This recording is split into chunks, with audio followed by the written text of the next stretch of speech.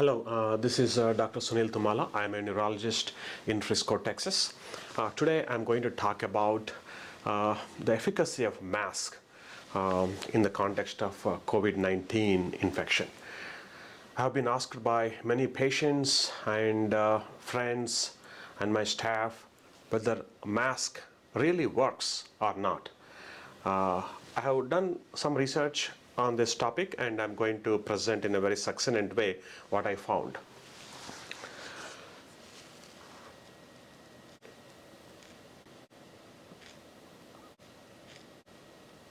Okay, so there are a variety of masks. You can wear a surgical mask, a 3-ply surgical mask. You can put any face covering with a handkerchief. Some people are calling it as a mask. You can wear a KN95. You can wear a N95. A good mask has a good seal. The seal is important.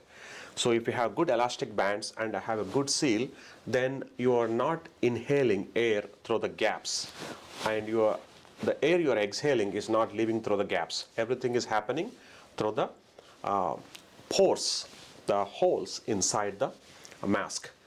And different masks have different pore size.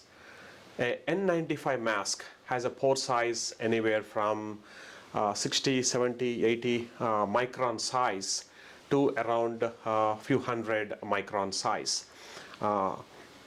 Note that if a mask is washed, the pore size increases. A surgical mask has a higher pore size, and a cloth mask certainly has a very high pore size, and if you wash, the pore size keeps increasing and becomes less and less efficacious. The bigger pore size means less efficacious the mask is.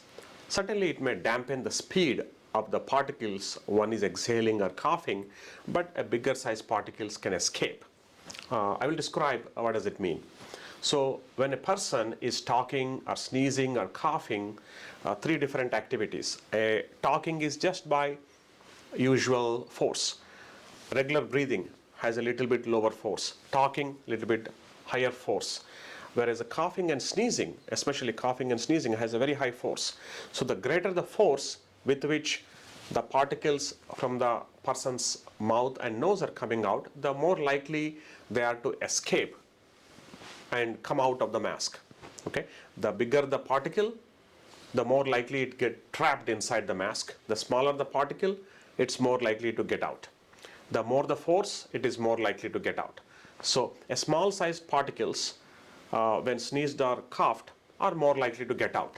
And when they get out, the particle has the droplet particle or aerosol has some water in it, and the infectious particles are embedded in it. The bigger the particle size, the more the number of infectious particles. But if the particle is bigger, it will have a heavier weight. And if you understand simple physics, it follows the trajectory and then it drops down to the ground. So if it is heavier, it is more likely to drop down to the ground quicker. And if it is lighter, it is more likely to get suspended in the air and may potentially travel longer distances as well.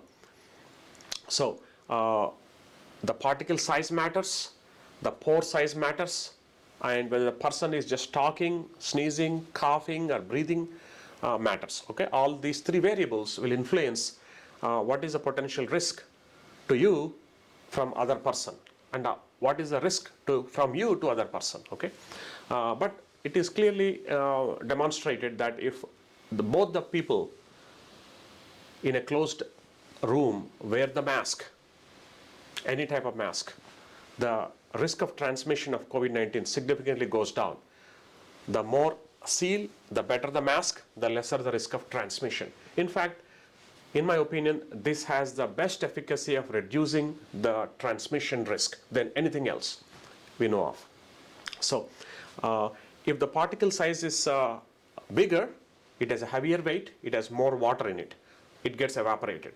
Once all the water in that particle gets evaporated, then what is left is a virus, which is essentially a protein and some genetic material.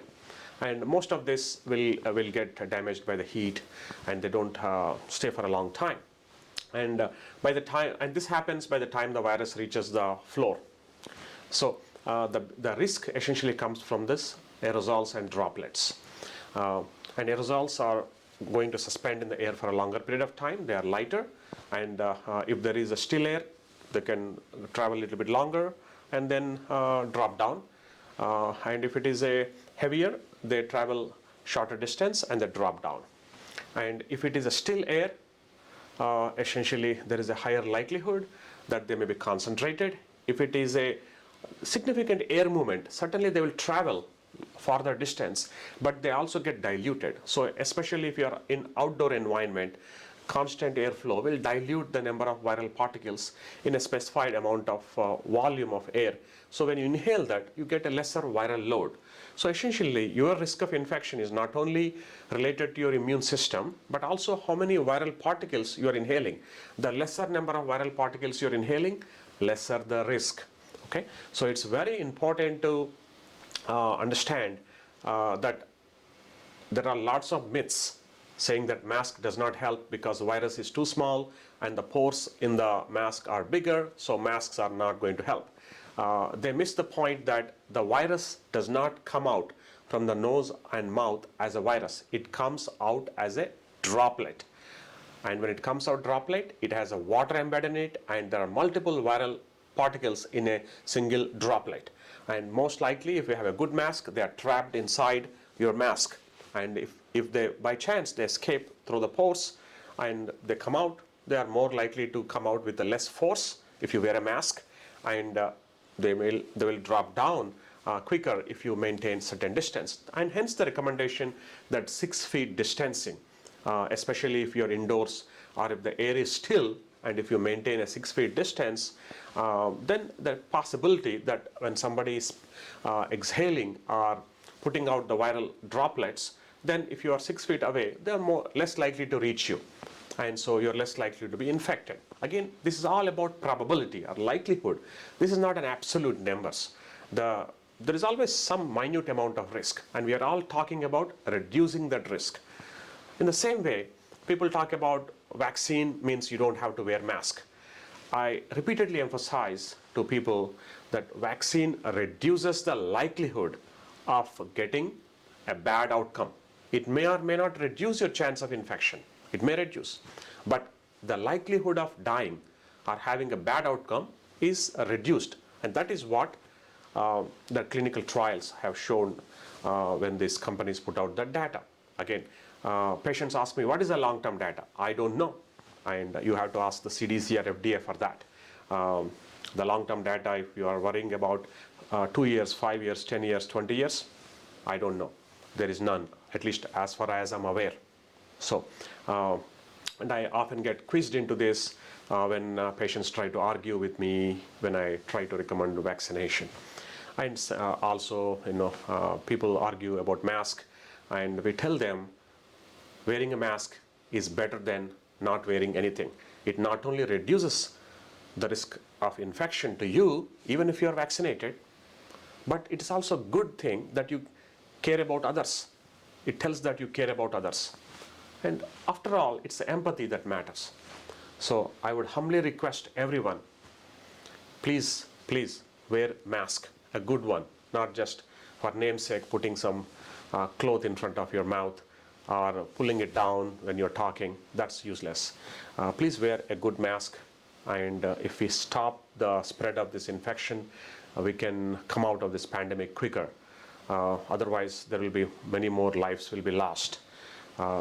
And I humbly request everyone, please wear mask, a good one, cover it, nose, your mouth, wash your hands, maintain distancing, especially if you are indoors, not much air movement, and please consider getting vaccination. Again, I will leave it up to you and your discussion with your doctor, because there are many variables there, and I don't want to go there. But mask-wise, there is no harm done. Nothing is being injected into your body. It is just a covering on your face.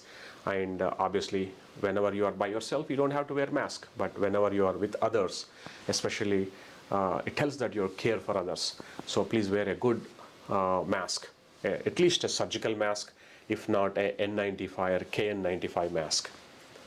Again, thank you. Hope everyone is doing well.